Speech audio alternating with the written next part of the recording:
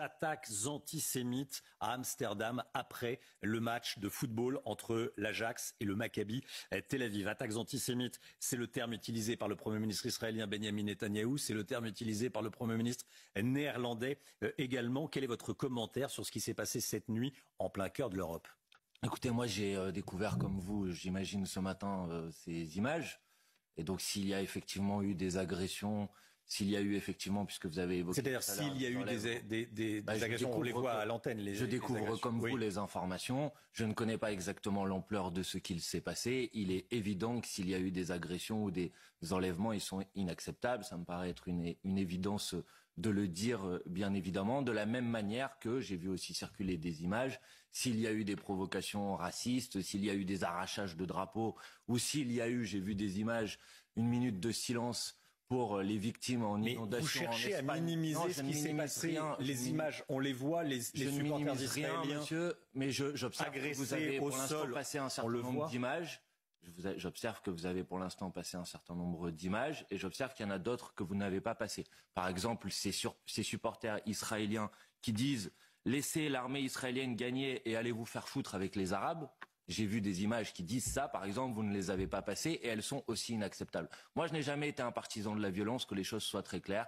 Et donc, s'il y a eu effectivement des violences, et manifestement il y en a eu, elles sont inacceptables. Qui parle d'attaques antisémites à Écoutez, Amsterdam. Vous m'avez demandé mon commentaire sur ce sujet. Je vous le dis, je suis opposé à toute forme de violence. C'est une évidence. Je le redis à nouveau.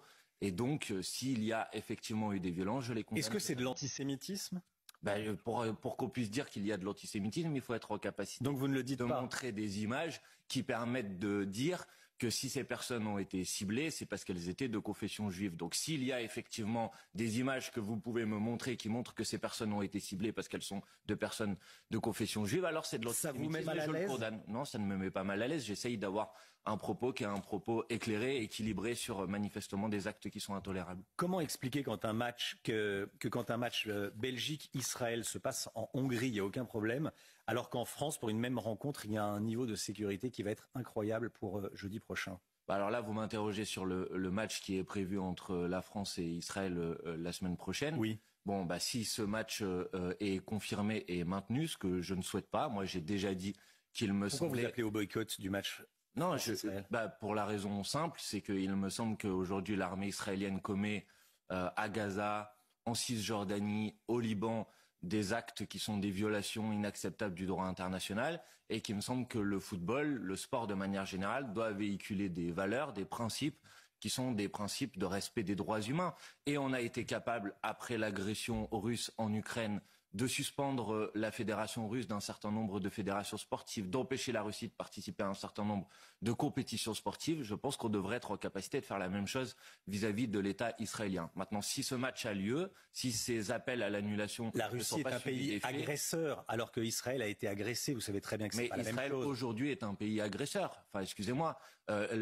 Israël est un pays qui se défend. Non, ça c'est votre conception des choses. Mais on ne se défend pas en massacrant des dizaines de milliers de personnes comme c'est le cas à Gaza. On ne se défend pas en agressant une population au Liban, en violant la souveraineté territoriale du Liban. Non, ça ce n'est pas de la défense, monsieur, c'est de l'agression.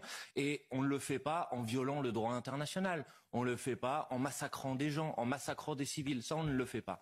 Donc, non, ce n'est pas une défense de faire cela. Et donc, je considère qu'à partir de ce moment-là, dans les compétitions sportives, il devrait y avoir des conséquences à cette situation. L'intégrité d'Israël est en danger et c'est une armée d'un pays démocratique qui se défend. Non.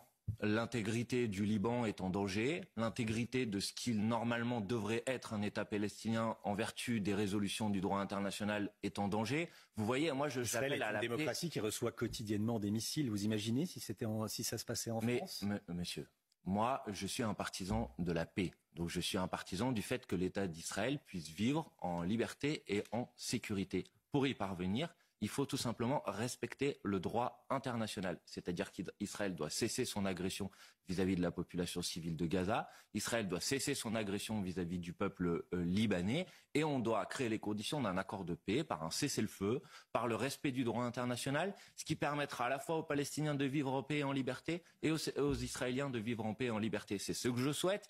Et j'observe qu'aujourd'hui, la France en particulier, malheureusement, sur ce sujet, ne prend pas les mesures qu'elle devrait prendre pour faire en sorte de retrouver a en Israël le chemin et en Palestine le chemin de la paix.